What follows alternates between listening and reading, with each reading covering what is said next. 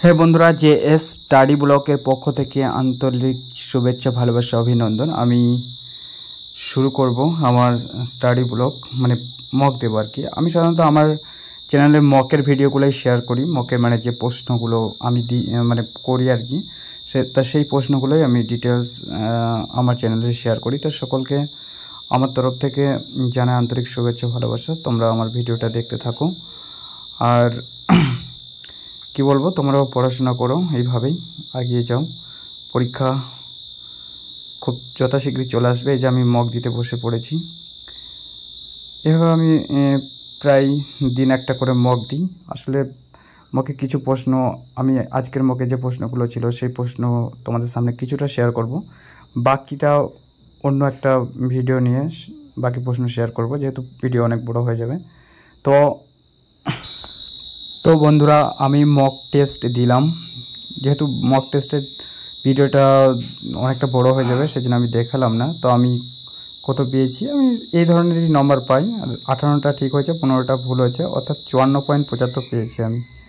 তো বন্ধুরা, আজ আমার সেটে যে জিকে আর মানে একটা মক টেস্ট দিয়েছিলাম, তো সেই মক টেস্টের যে জিকে আর ইংলিশগুলো ছিল সেগুলো আমি তোমাদের সামনে শেয়ার করছি। যেহেতু ম্যাথ রিজনিং শেয়ার করা সম্ভব নয় অনেক সমস্যার জন্য, তো আমার জিকে আর ইংলিশগুলো কেমন ছিল তো তোমরা দেখে নাও। তো এখানে প্রথম প্রশ্ন হচ্ছে যে পিএম বিশ্বকর্মা যোজনার বাস্তবায়িত করতে চলা প্রথম কেন্দ্রশাসিত অঞ্চল কোনটি ছিল? এটা হচ্ছে লাদাখ, আন্দামান নিকোবর দ্বীপপুঞ্জ, দিল্লি আর জম্মু কাশ্মীর। অ্যান্সার নিয়েছে জম্মু কাশ্মীর। ঠিক আছে, তো পিএম বিশ্বকর্মা যোজনা বাস্তবায়িত করতে চলা প্রথম কেন্দ্রশাসিত অঞ্চল হচ্ছে জম্মু কাশ্মীর।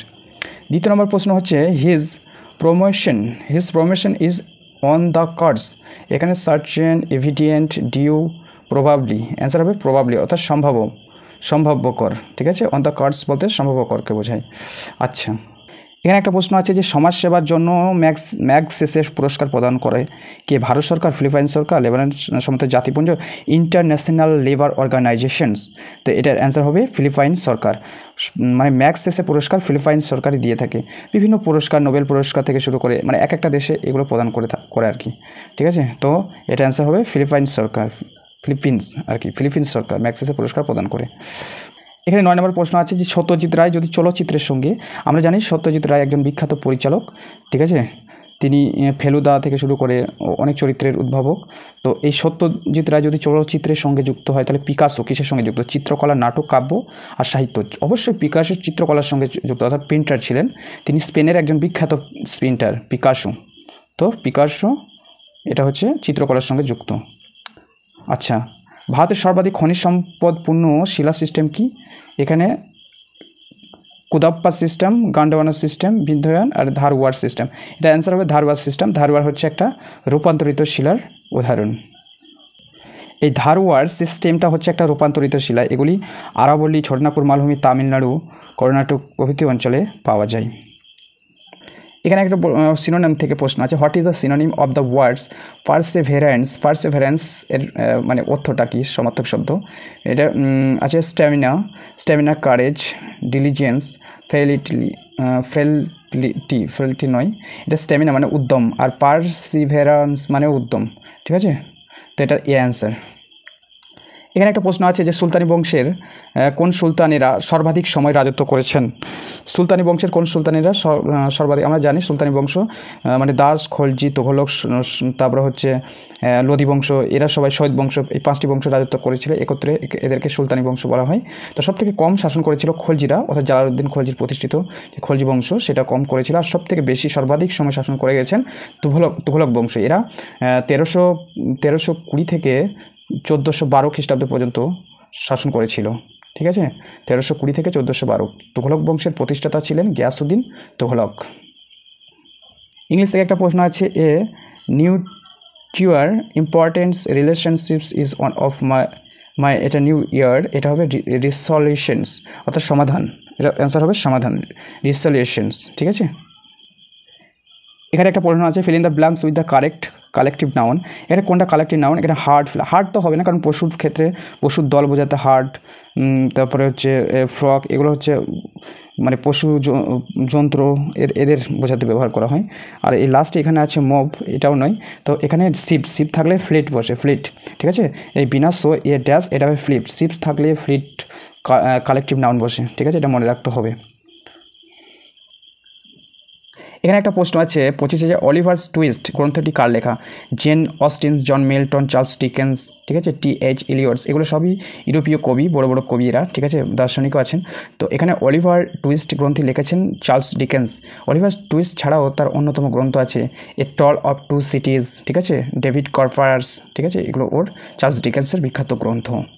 আচ্ছা, he was angry to find that he had been, এটা হচ্ছে ইউনিফর্মড, তারপরে হচ্ছে মিসইনফর্মড, এ ও বি উভয় হবে। এখানে এ আর বি এর দুটোর অর্থই অবহিত হওয়া, অতএব এ ও বি দুটোই অ্যান্সার, অর্থাৎ সি অ্যান্সার, বোথ। আচ্ছা,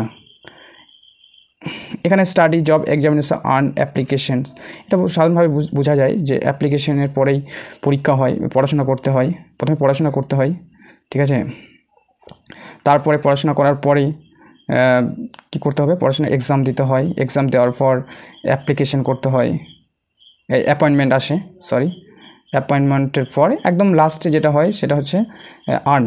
তাহলে এখানে ডি মানে টাকা, আর্নের আগে জব, চাকরি পেতে হবে, ঠিক আছে। তো এটা এ অ্যান্সার হবে 87টা। এখানে একটা প্রশ্ন আছে যে নিম্নলিখিত কোনটি ভারতের প্রাচীনতম পাবলিক সেক্টর ব্যাংক? ঠিক আছে, imperial bank of India, Punjab national bank, Allahabad bank, bank of Baroda, ঠিক আছে। তো এটার অ্যান্সার হবে এলাহাবাদ ব্যাংক, ঠিক আছে, সি এলাহাবাদ ব্যাংক। এটি 1865 খ্রিস্টাব্দে প্রতিষ্ঠিত হয়, ঠিক আছে, 1865 খ্রিস্টাব্দে প্রতিষ্ঠিত হয়। তারিখটা সম্ভবত 24 এপ্রিল হবে, 1865 সাল, শিওর।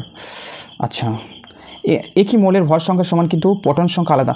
যদি মৌলের ভর সংখ্যা সমান আর প্রোটন সংখ্যা আলাদা হয় তাহলে হয় আইসোবার, ঠিক আছে, তাহলে হয় আইসোবার। যদি ভর সংখ্যা সমান আর প্রোটন সংখ্যা আলাদা হলে সেটাকে বলা হয় আইসোবার। এখানে বলছে লাফিং গ্যাস কি? N2O, NO2, SO2, N2O2। তো লাফিং গ্যাস হচ্ছে N2O, অর্থাৎ নাইট্রাস অক্সাইড, যেটা বর্ণহীন অদ্রাব্য গ্যাস, অদ্রাহ মানে পড়ে না আর কি। এখানে একটা প্রশ্ন আছে মিস্টাল কী ধরনের বায়ু? মিস্টাল হচ্ছে আকস্মিক, নিয়ত, তারপর হচ্ছে সাময়িক, স্থানীয় বায়ু। তো মিস্টাল হচ্ছে একটা স্থানীয় বায়ু, এটা হচ্ছে দক্ষিণ ফ্রান্সে প্রবাহিত একটা বায়ু, ঠিক আছে। মিস্টাল হচ্ছে দক্ষিণ ফ্রান্সে প্রবাহিত একটা বায়ু। এটা যে দক্ষিণ ফ্রান্সে যে রোন নদী আছে, রোন নদীর থেকে ভূমধ্যসাগরের দিকে প্রবাহিত হয়, এটা স্থানীয় শুষ্ক বায়ু। আচ্ছা, নেক্সট প্রশ্ন বলছে সুপ্রিম কোর্টের মূল এলাকাগত যে ক্ষমতা কত নম্বর ধারায় লিপিবদ্ধ করা হয়েছে? 131, 132, 135, 140। 131 নম্বর ধারায় মূল এলাকাগত ক্ষমতা, মানে মূল এলাকা কত ক্ষমতা নিয়ে লিপিবদ্ধ করা হয়েছে আর কি। সাধারণত 131 নম্বর ধারায় যে রাষ্ট্রপতি আর উপরাষ্ট্রপতির মধ্যে যদি কোনো বিবাদ দেখা দেয় তাহলে সেক্ষেত্রে 131 নম্বর ধারায় সুপ্রিম কোর্টের মূল এলাকাগতভাবে সে বিবাদের মীমাংসা করা হয়। এটা সাধারণত রাষ্ট্রপতি আর উপরাষ্ট্রপতি বিবাদকে কেন্দ্র করে। এখানে একটা প্রশ্ন আছে যে বীরবল ছদ্মনাম কে পরিচিত? মানে বীরবল কার ছদ্মনাম? ছদ্মনাম থেকে বিভিন্ন প্রশ্ন আসে, বিভিন্ন লেখকের বিভিন্ন ছদ্মনাম থাকে। তো এখানে বীরবল হচ্ছে প্রমোদ চৌধুরীর ছদ্মনাম। তো বন্ধুরা, এই ভিডিওতে আমি 44টা জিকে আলোচনা করলাম এবং বাকি যে জিকেগুলো আছে সেগুলো পুনরায় অন্য একটা ভিডিওতে ডিসকাস করব, যেহেতু ভিডিও অনেক বড় হয়ে যাবে তাই। তো বন্ধুরা, সকলকে ধন্যবাদ আমার এই ভিডিওটি দেখার জন্য।